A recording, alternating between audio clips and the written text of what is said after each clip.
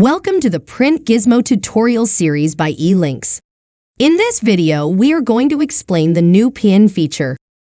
We have added the report pin feature in place of the report save option.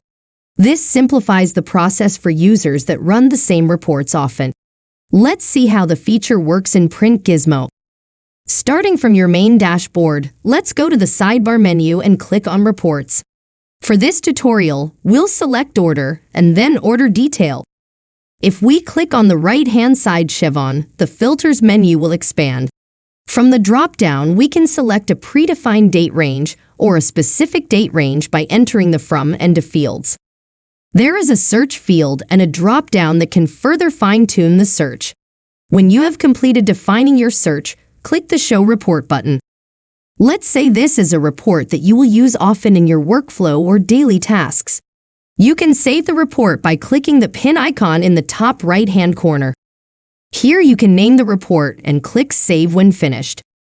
To recall your report, simply click the report pin icon located on the top bar next to the search window. Here you find all of the reports that have been pinned. To remove a pinned report, click the red X.